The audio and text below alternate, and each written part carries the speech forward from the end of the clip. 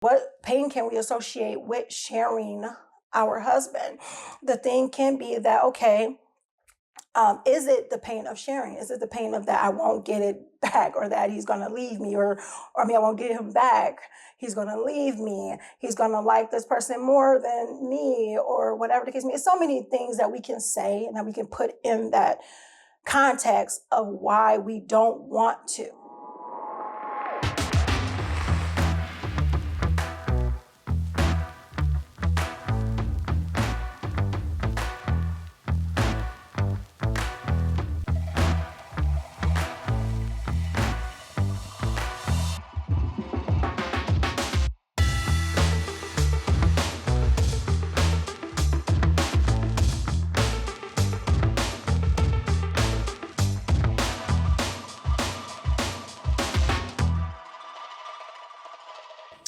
Assalamu alaikum, peace. It's your coach, Coach Nyla, one of the co-founders of Outstanding Personal Relationships, as well as co-author of the book, Let's Talk Polygyny Uncensored. Okay, so in this video, we're going to talk about polygyny, the pain of sharing. Yeah, it's so crazy. I was thinking about this the other day, and I know that there are people that are going to, this is going to be maybe a triggering topic for some people, because the way I'm going to go about it may not be of a popular opinion to everyone, which is fine. It is okay.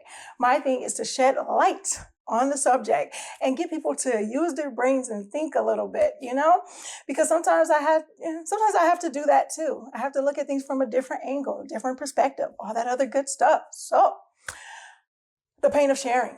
When I thought about it, because people would say that people just don't want to share. People don't want to share, or I don't want to share. I can't see myself sharing. So when I hear that a lot, or I see it a lot, and yes, let's get the disclaimer out there. Not even disclaimer, because it ain't even it's not a disclaimer. For one, I'm a coach. I'm a woman. All of that stuff. I've been married before in monogamy, and I've been divorced, and I'm in polygyny. Now I'm in polygyny and everything like that. So there's a lot of different things and a lot of different facets of my life that I've learned from and that I'm continuing to learn from. So when people usually see me and they hear what I say, there's a little bias that goes there. That bias usually comes from saying, well, Coach Nyla, you're an incoming wife. You're a second wife. You don't understand what first wives go through because you just don't understand. However, there are a number of things in my life that I went through that even if I didn't, I still would be able to speak on a coaching level. But there's things that I went through in my life that makes me understand so much so well. However, I digress. We're not going to talk about that. What I'm going to say, though, is that it is about emotional intelligence, and it's about growing, and it's about thinking objectively about things. Like, seriously, it really, really is. And coming from a self-proclaimed emotional person, a person who is like an extreme empath and all that other good stuff, it's really, really easy for me to understand how emotions can get really crazy. And I can be tongue in cheek sometimes, but I'm really serious about this. I'm having fun with it, but I'm serious. So when I hear about where people say I have a problem with sharing, I get it. I understand that, people may not want to share, but we got to really look deeper into a lot of the different things and why we say what we say, why we feel the way we feel, why we think the way we do. That's kind of my thing. Ever since I was a kid, I was like, why do people think the way they do? Why do they do this? Or why, and I found out that has a lot to do with my personality type, as well as being an intuitive empath is what, they kind of call it. So I always want to know what's behind why people do or think or feel the way they feel. So anywho, I started thinking more about the sharing thing.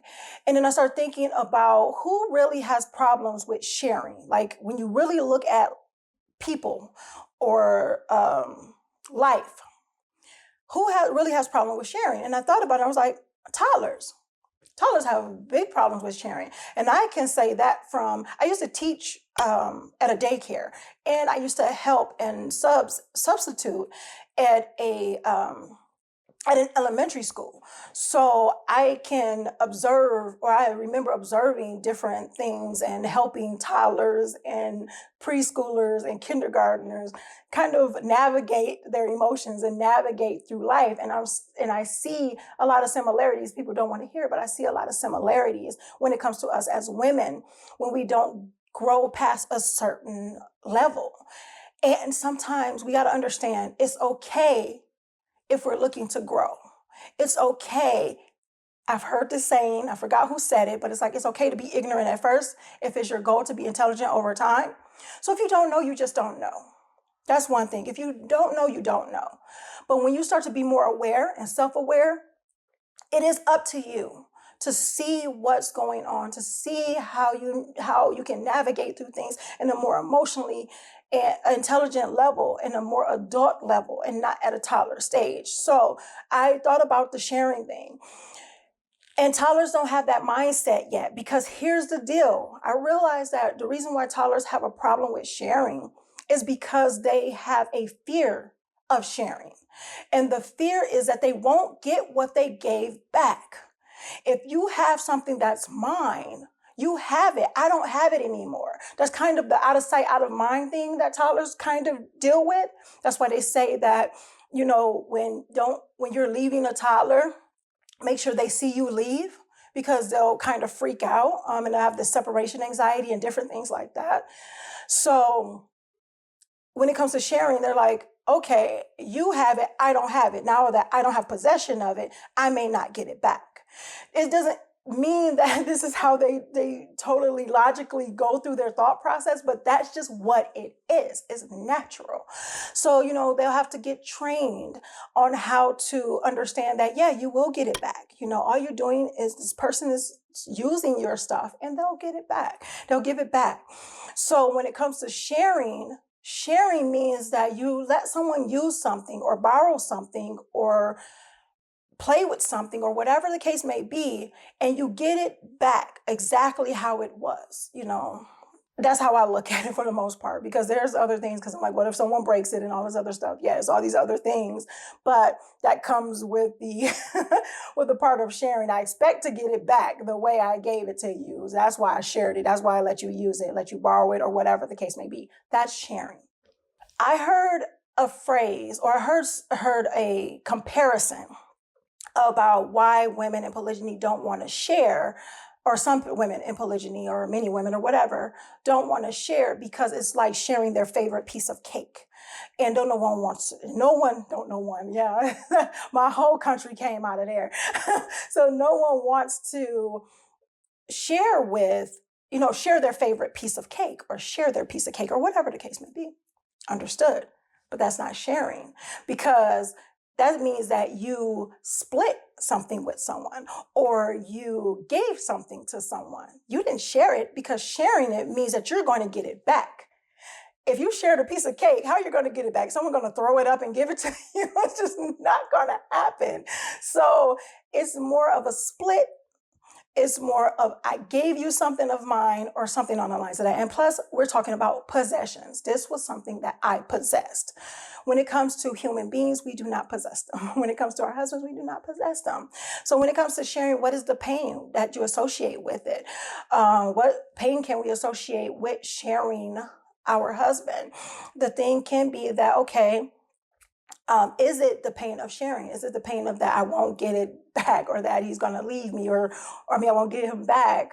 He's going to leave me. He's going to like this person more than me, or whatever the case may be. It's so many things that we can say and that we can put in that context of why we don't want to.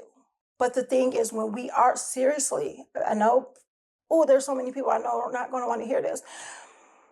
When it comes to the point of really being emotionally intelligent, you're going to know what you are capable of. You're going to know what you can give. You're going to know what you can bring to the table, and bring to your marriage, and bring to your husband. And here's the thing. I figured this out. It took me like very close to today years old when I found this out, or when I came to some clarity of that. Men are simple, but they want a lot. And women are complicated, but don't want much. And this is what I mean. What women want, we can get from one person.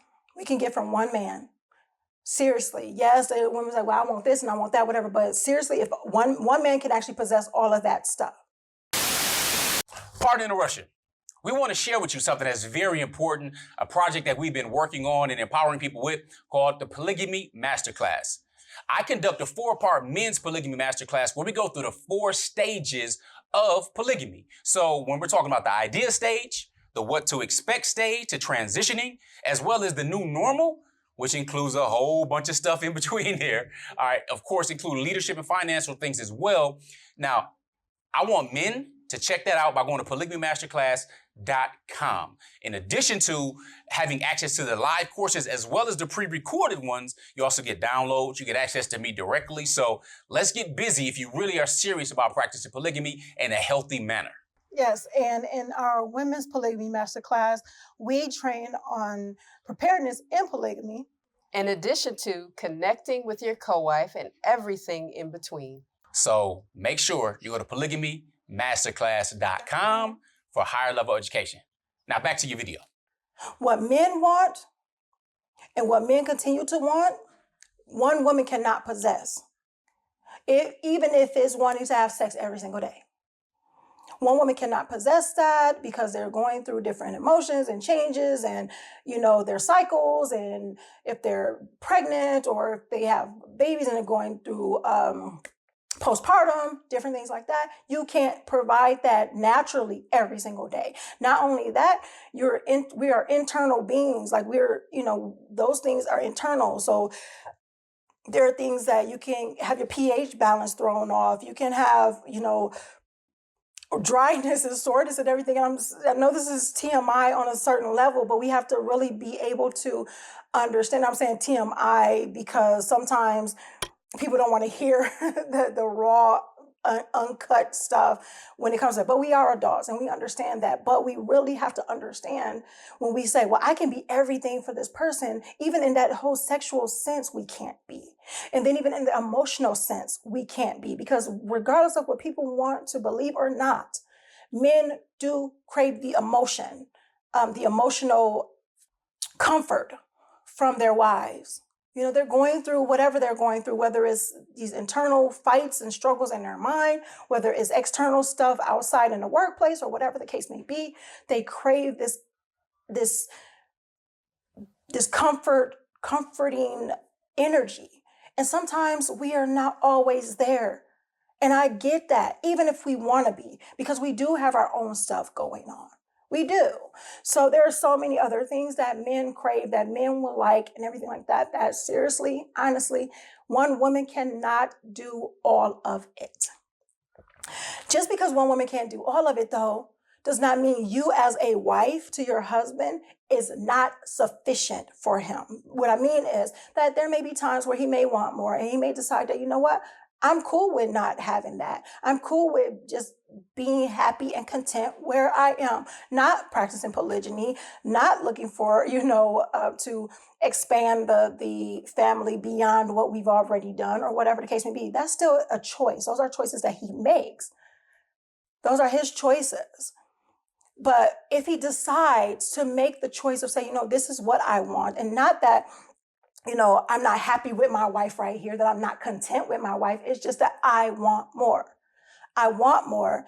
And she doesn't have to do all of this stuff because it is above her realm. Because when it comes down to it, it's like, I want this, that, and the other. I also want you to take care of the kids. I also want this. Not saying that men just specifically just bust out, this is what they want. This is a list of to-dos I want my wife to have like that. But to the point where it's like, you know what? Here's, it's extra. It's extra stuff. It's extra stuff that I can grow with. It's extra stuff that I can, do as a man. It's these extra things. But see, we can get all the stuff. We can get the protection, the security, the one that provides all this other stuff from one person. One person. We are monogamous by nature. Women are. Men are polygynous by nature. They really are. But they can make the choice of not going into that type of life. And that would be just okay with them if that's what they chose to do. So anyway, I digress. I was just saying that because when it comes to us thinking about, okay, well, I don't want to share because it could be this type of fear of that he may think I'm deficient or that he may like somebody more or whatever the case may be. That's some things that we have to fix within ourselves. Because yes, we can easily say, well, I'm not deficient in this and that and the other. However, when it comes down to it, there are things that we are not doing, that we may not be doing, that he may want. And it's okay for him to want those things, just like it's okay for us to want the things that we want. And I know people have the problem and say, well, well, Coach Nyla, if he can go out and get another wife and do all these other things and, he can go out and do these things and get what he wants because he can go get another wife. What about me and the things that I want? Why can't I get another husband? You can do whatever you want to do. However, it comes with responsibility. That's one of the things that we know that are so much different from men than women. Yes, if he wants these other things, please believe that him marrying again means that he still have to take responsibility for this other person and whatever else comes from that other person, whether it's more children, whether it's another household, whatever it is, he still have to take responsibility for that. So if you are seriously saying, you know what, I want to take more responsibility, do you really want to just take more responsibility for more men? Or do you want to take more responsibility and just be more for the husband that you already have? I mean, it's a question that we must ask ourselves. I'm not going to get too long in this because this is a topic that can keep going on and on and on. I just wanted us to have this conversation so we kind of think a little bit about what's the pain that we associate with sharing. Are we really afraid of the sharing part, or is it the loss of stuff? And some of the stuff people can say a loss of love, but I really can argue and say it's a loss of control. And the thing is that when we are in a monogamous marriage, we can be really, really emotionally manipulative when we can say, well, I will withhold sex from you for this because we know that's something that he desires, or we'll withhold this type of compassion or whatever. We'll give them the silent treatment. We can do all these different things and be very emotionally manipulative. But if it's someone else in the mix, his other wife or wives in the mix, then we have to step our game up a little bit more. And sometimes people don't want to have to step their game up. They're like, I was really good and comfortable with being able to manipulate him and mold him the way I wanted to and have him do the things I want him to do for me by just not really a snap of the finger, but, we're not Thanos or anything, but pretty much of saying that, I can bat my eyes this way, or I can wear this certain thing, or I can not wear this thing, or what he likes, or I'll not do the things, or I might not cook for him, or whatever the case may be. But now it's like, okay, well, if I don't cook for him, somebody else, his other wife, not somebody else, so to speak, but still somebody else, his other wife can do it. If I want to keep something away from him, she probably would be willing to do it, whatever. Even though we don't want to think like that, we tend to think that way. It causes us to work a little bit harder. So you got to understand, we have to really be honest. What's the issue really? And when we say we don't want to share, what's the pain behind it? What's the pain that we associate with sharing and with being in polygyny? And let's be honest, it's not polygyny. It's what we associate with it. So if you want to associate something good with it, you're going to get good. If you want to associate something negative, you're going to get negative. And I'm not talking about these predators and everything like that. We know that they're out there. So I know there are going to be people, but Coach Nyla, what about these people? And it's not always good. You guys are not the norm and blah, blah, blah. Okay, fine. We're not talking about that. I get it. I don't feel like I have to say it in every video, but just for the sake of just saying it, we know there are predators out there. We know there's not always a 100% happy-go-lucky marriage. We know that there may be times when you have to get a divorce. Totally understandable. But when we're not at that, let's really be honest with ourselves and say, what is our real issue? It's not the institution of polygyny. It's what's going on with the people who do what they do when it's not proper. Okay? All right. So hope you guys got some good information from this. And I didn't go on too long and rambled and all that other good stuff. So if you made it this far, congratulations in the comments. Let's put sharing is caring. How about that? Put in the comments, sharing is caring. I'm so happy to, get this information out to you guys, and let me know your thoughts about this in the comments. I know you guys are going to do it anyway. I didn't even have to tell you or even ask you. I know you're going to do it. So anyway, if you guys got some good content from this video and you find it beneficial, make sure you share it, because sharing is caring. I want you to put that in the comments.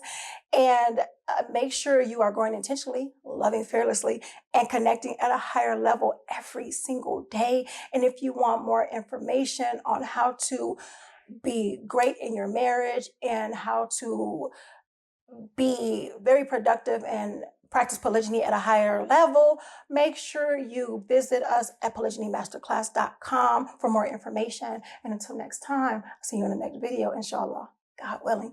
Assalamu alaikum. Peace. Here are 3 ways outstanding personal relationships can help you. Make sure you guys are following us on our social medias at Outstanding Personal Relationships on YouTube and Facebook, and on IG at Outstanding Relationships. And make sure you sign up for our email list. And you can actually email us at support@Outstanding Personal Relationships, where you will get updates on our new book, Let's Talk Polygyny Uncensored, as well as exclusive access to our lives and bonuses. Absolutely. If you're looking for more polygyny education, make sure you visit polygamymasterclass.com. Now, if you're looking for coaching or counseling with either Coach Fatimah or Coach Nyla, you can find them at.